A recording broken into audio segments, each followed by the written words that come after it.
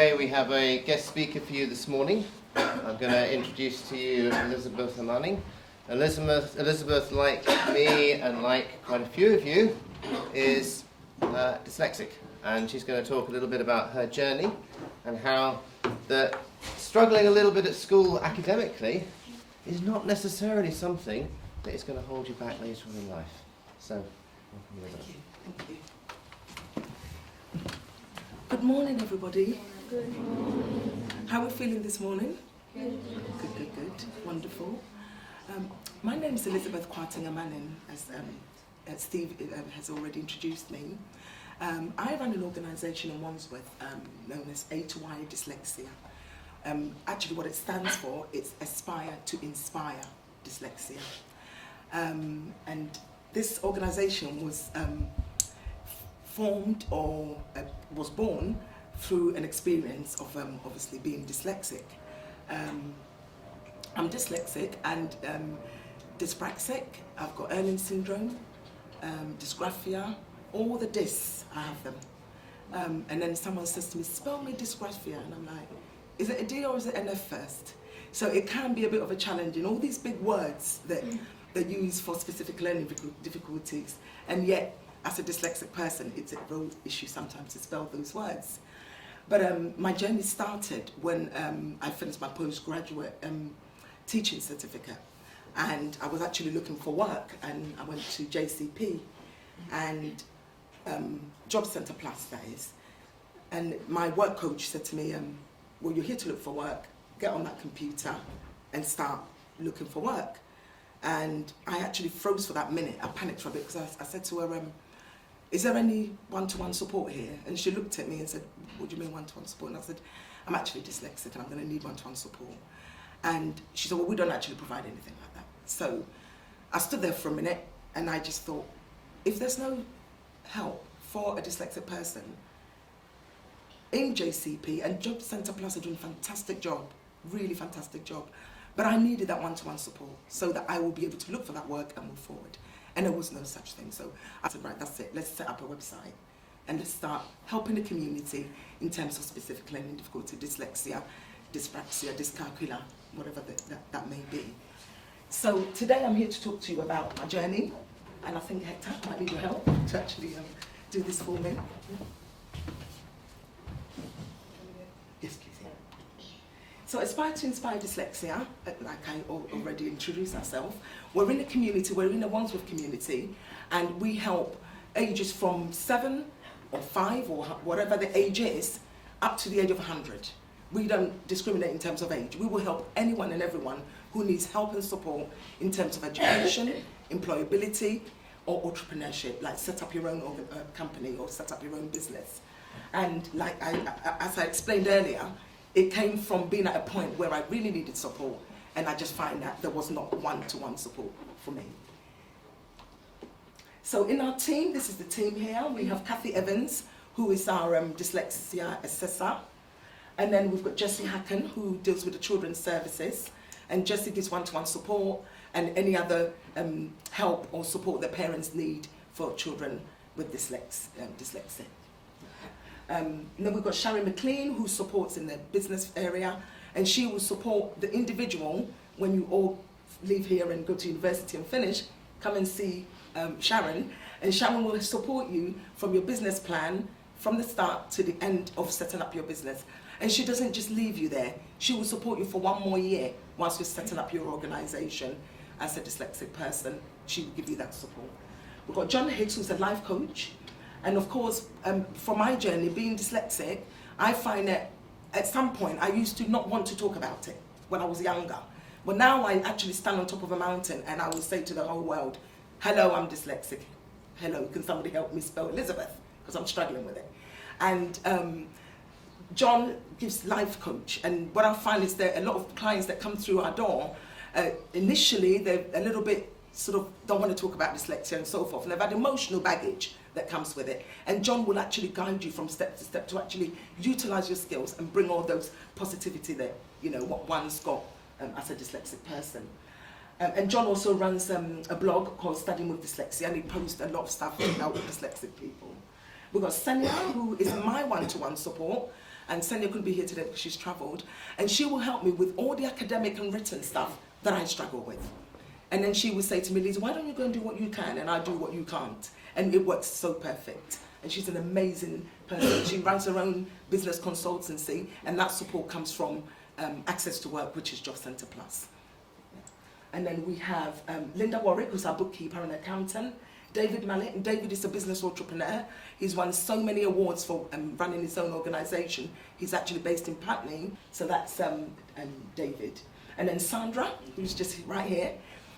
Sandra works with us A2i. She also have her own organisation called Keepsake Videos. Hope I said that right, and not Keep Safe. And Sandra actually works within the community doing filming. But one thing I find as a dyslexic person, I like to have things, actually, I like to watch something because I'm a visual person rather than reading. So Sandra does a lot of filming, and then of course, that's how we get it out to other dyslexic people who struggle to read in that area. So that's the team. Aspire to Inspire Dyslexia, this is the services we provide. Dyslexia awareness, dyslexia assessment. You see, I'm struggling to read that, ain't I? But I'll get there. Information and help for dyslexics. And, enterprise startup, employability skills, one-to-one support, which I've said earlier. Adult returning to education. So when when you're older, I find a lot of dyslexic people, they didn't really maybe done so well in school, and then when they left, and then now they're a bit older, like my age, they've actually decided to do something about dyslexia. So they probably would never have known that they're dyslexic back in our days, because there wasn't much awareness in the 80s or 70s about dyslexia itself.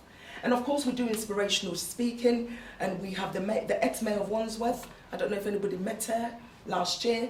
We've done a lot of events where herself, a lot of the councillors in the borough who are dyslexic and who will actually go out and talk. And our talks are normally September, sort of, and that's our annual event. So nearer the time, I'll let Steve know if anybody's free, you can bring your parents along to these talks. And of course we've got children's services, and that's from the age of about 7 up to they get to secondary school and beyond. So my journey started, as I explained earlier, from JCP, but I'm going to go back a little bit to when I was at primary school. I went to a school called Walsingham. It's shut down now, it's gone. And I remember my first day at school, and I had to get up and read in front of the class. And I got this paper and I looked at it, and because I've got Erling syndrome, words move off page. It's like as if water spilled on the page. So I couldn't actually read this particular notes that they gave me to read. So I stood there and I just froze, and I thought, do you know something? Why don't you just tell people about yourself instead? So I stood there and I spoke about me at the age of about, I don't know, you go to primary school at the age of 5, 6 when you start. And that's when the teacher kind of took a like to me. But what she didn't realise was that reading and writing was going to be a little bit of a struggle. So she actually saw me through primary, and then at a certain stage, what it was is that because I couldn't focus properly and couldn't do it right, I became a little bit distracted in class, and that wasn't very good. So don't be distracted, girls and boys. And it was a little bit of a struggle, and then nobody really picked up on dyslexia, so I kind of did what I could at school. I left school with no qualifications at all because I just couldn't do it at those times, and there was no support in terms of assistive technology or one-to-one support or any knowledge about dyslexia. And I worked in different organisations. When it came to all the creative stuff, I was brilliant at doing. When it came to academic, it was a little bit of a struggle. So I always found work that involved talking, like what I'm doing now. So it makes it easier. If that's my skill, I'll utilise that. So that was a bit of my journey, and then I went to college and I completed 1 year, didn't quite finish it, and from there I said, right, okay, what can I do to earn more money? And a friend of mine who went to uni spoke to me and she said, well, why don't you go to uni? I said, yeah, great, it's a brilliant idea, I'm going to go to university. But what am I going to go and study? I said to myself. So I got to admissions, and I said to the lady at admissions, I'm here to study, but I don't know what I'm going to study. So she said, well, why don't you do human resource management? It's a great course. And I went, okay, it involves human. I could do that easily. So I went on a course, and what I didn't realise was lots and lots of reading and lots of assignments and things. But my first year at university is when my dyslexia was picked up. because I wrote an essay for my lecturer, and she read it, and she said, can I have a word with you about this? What have you written here? I said, well, you're the lecturer, you tell me. All my D's and B's were all mixed up, and it wasn't quite good. So she said, well, have you ever been for an assessment? And I went, what's that then? She went, go for an assessment, and I did, to cut a long story short. And that's when dyslexia was picked up, Erning syndrome and dyspraxia, which I'm still struggling to understand what dyspraxia is, by the way. So from that time, I went away, and I said, oh, what's all this? And then I had to go and do a lot of research about it. But it didn't stop me. I said, no matter what these big words are, I'm still going to go out there. So I did university, and I came out with a 2-2. For me, that was a great achievement. And from there, I decided to go and do something I really, really love, which is makeup, creative. I want to do makeup and I want to do hair. So I enrolled at Kingston College, and I went and I did film and TV makeup artistry, and I loved the course so much. And then as I did that course, I finished, and I decided to go and teach. I said, I'm going to be really bold and brave, and I'm going to go and teach. I want to be a teacher. So then I went and did my postgraduate certificate. But I knew that there was something that I wanted to do to help other dyslexic people. And the word dyslexia then dropped in my mind, and I said, I want to make a change. And because I want to make a change, what can I do? And that's why A2i was born. So a little bit about my journey there. So dyslexia, I think me as a person with dyslexia, whichever way around you look at it, I wear the label with pride. Because what it is all that. I am exactly all that. And everybody here, or anyone here that is dyslexic, is all that. Very determined. We will not stop till we reach our goal. I don't know, I can't pronounce that word. Maybe someone can pronounce the middle one for me. That one in the middle with a U, yeah, that one, we are that. We're versatile, we're intelligent, pioneering, exceptional, brilliant and creative. And if there's anyone here that's dyslexic, would 100% agree with me on all that. Yeah. And then of course, there are some amazing people in a world, across the world, in a country, in Wandsworth. There are dyslexic, and some of them are Nicola Nardelli, who's our ex-mayor from Wandsworth. We've got Michael Hayton, and Michael owns heliports. I don't know if anybody knows about the heliports in Battersea, and he owns that heliport. And his journey as a dyslexic person, honestly, it's just gruesome, but he's made it. He's made it there. And of course, Melanie and their husband and wife. And Melanie is dyslexic, Michael is dyslexic. And of course, we've got Steve, our own Steve, who is dyslexic himself. And I'm so, so proud. Everywhere I go, I talk about Steve because I think it's such a great achievement. And if you look at these images and you say to yourself, I'm dyslexic, and because of, that's a lie. Because there's nothing that is impossible. You can achieve anything you want to achieve in this world. David Mallet, I spoke earlier. Charlotte, who is a former president of Rotary Club. She's dyslexic as well. And then of course we've got some famous people with dyslexia.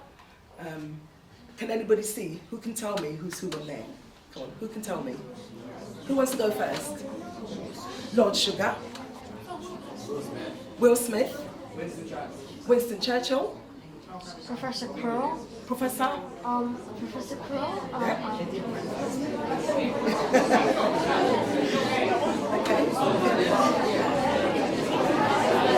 Right. So, to cut a long story short, you can see all these people that are dyslexic but are entrepreneurs or have really made history. So as you see, it's not a hindrance, it's not a barrier.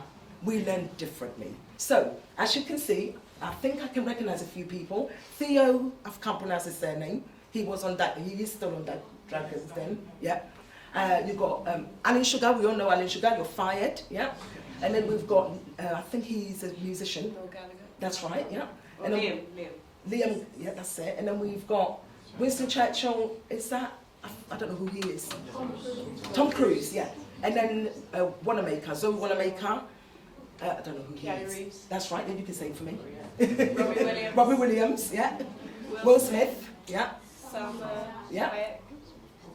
Whoopi Goldberg. That's right, Whoopi Goldberg. And Bill Gates, yeah. Okay. And of course on this slide here,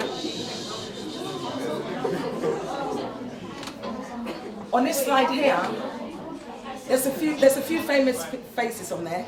And as you can see, you've got Steve Jobs, Cher, Richard Branson, and the list is forever and ever and ever. So the only thing I want to say is, dyslexia, the word dyslexia, if you are dyslexic and you're in here, never ever be ashamed of dyslexia, because it's something that we learn differently. And like I said, I wear the label with pride, and I go out in the community and I say to people, I could stand on top of a mountain and say, hello everybody, I'm dyslexic, but this is how I do it. And this is our services and all our different social media. Thank you for your time.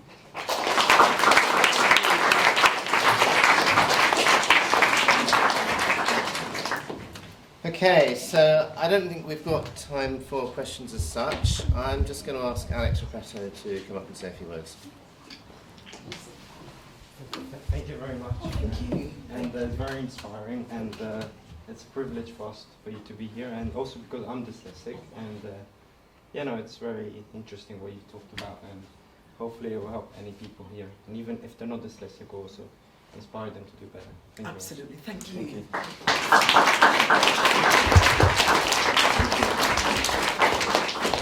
The way I think we look at that in this school is, I hate this label SEN, and they now have a D on the end as well, so it's special educational needs and disabilities. And the reality is, the way I look at you, the way we look at you in this school, is that every single one of you is created, unique, and special and gifted. And if you happen to be dyslexic as well, that's just all part of it. Many of you aren't. And you're just as equally special, unique, and gifted. And what we like to do is we like to try and find what it is you're good at and really bring that out of you. And, we can all get by with a bit of determination. I love that definition that Elizabeth put up there of dyslexia and the way it meant to her, because I really do resonate with that. And I would encourage every single one of you to pick up on those letters of determined, unyielding, versatile, creative, because we can all be that. So I hope today that has been a really, really inspiring talk. Thank you.